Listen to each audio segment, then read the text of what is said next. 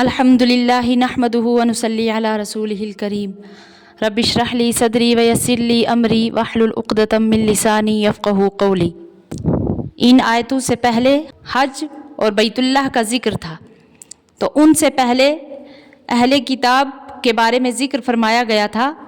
تو ان آیتوں میں بھی اہل کتاب ہی سے خطاب ہے، جس کا تعلق ایک خاص واقعہ سے ہے کہ ایک یہودی جس کا نام سماس بن قیس تھا، مسلمانوں سے بہت کینہ رکھتا تھا۔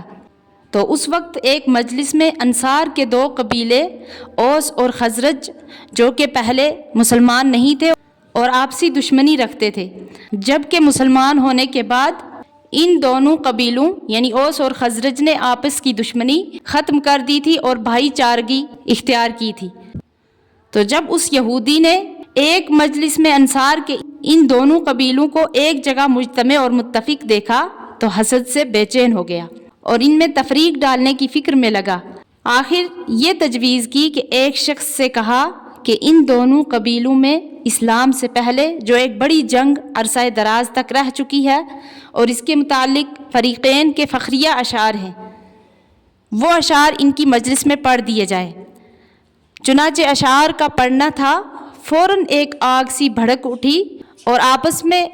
پھر سے بحث و تکرار شروع ہو گئی، یہاں تک کہ موقع اور وقت لڑائی کا پھر مقرر ہو گیا۔ حضور صلی اللہ علیہ وسلم کو خبر ہوئی تو آپ صلی اللہ علیہ وسلم ان کے پاس تشریف لائے اور فرمایا، کیا اندھیر ہے میرے ہوتے ہوئے اور پھر مسلمان ہونے اور باہم متفق اور مانوس ہونے کے بعد یہ کیا جہالت ہے؟ کیا تم اسی حالت میں کفر کی طرف دوبارہ لوٹنا چاہتے ہو؟ تو اس بات سے سب باخبر ہوئے اور سمجھا کہ یہ شیطانی حرکت تھی اور ایک دوسرے کے گلے لگ کر بہت روئے اور توبہ کی۔ تو اسی واقعہ میں یہ آیتیں نازل ہوئیں، اعوذ باللہ من الشیطان الرجیم، بسم اللہ الرحمن الرحیم، قل یا اہل الکتاب لم تکفرون بآیات اللہ، کہ اے محمد صلی اللہ علیہ وسلم کہہ دیجئے کہ اے اہل کتاب کیوں انکار کرتے ہو اللہ کے کلام کا، واللہ شہید علی ما تعملون، اور اللہ گواہ ہے اس پر جو تم کرتے ہو، یعنی تم کو اس سے بھی ڈر نہیں لگتا۔ اور آگے پھر فرمایا کہ اے محمد صلی اللہ علیہ وسلم ان سے یہ بھی فرما دیجئے، قل یا اہل الکتاب لم تصدون عن سبیل اللہ من آمن تبغونها عوجا وانتم شہداء، کہ کہہ دیجئے کہ اے اہل کتاب کیوں روکتے ہو اللہ کی راہ سے ایمان والوں کو کہ ڈھونڈتے ہو اس میں عیب اور تم خود جانتے ہو، یعنی اے اہل کتاب کیوں ہٹانے کی کوشش کرتے ہو اللہ کی راہ یعنی اس کے دین حق سے ایسے شخص کو جو اس دین حق کے ہونے پر ایمان لا چکا، اس طور پر کہ کجی کی باتیں ڈھونڈتے ہو اس راہ کے اندر پیدا کرنے کے لیے، جیسا کہ قصہ مذکورہ میں کوشش کی تھی، حالانکہ تم خود اس حرکت کو برا سمجھتے ہو۔ وَمَا اللَّهُ بِغَافِلٍ عَمَّا تَعْمَلُونَ، اور اللہ بے خبر نہیں تمہارے کام سے۔ یا ایھا الذین آمنوا ان تطیعوا فریقا من الذین اوتوا الکتاب،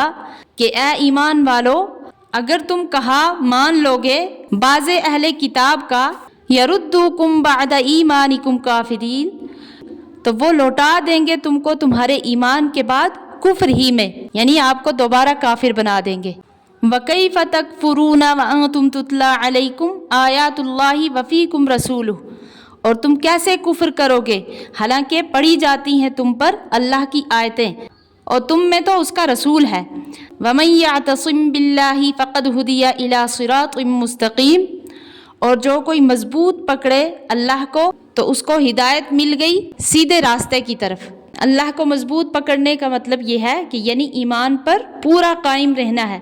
کیونکہ اللہ کو مضبوط پکڑنا یہی ہے کہ اس کی ذات و صفات کی تصدیق کرے، اس کے احکام کو مضبوطی سے پکڑے، کسی دوسرے مخالف کی موافقت نہ کرے، تو ایسا شخص ضرور راہ راست کی ہدایت کیا جاتا ہے۔ اللہ تعالیٰ صحیح سمجھنے کی توفیق عطا فرمائے، آمین۔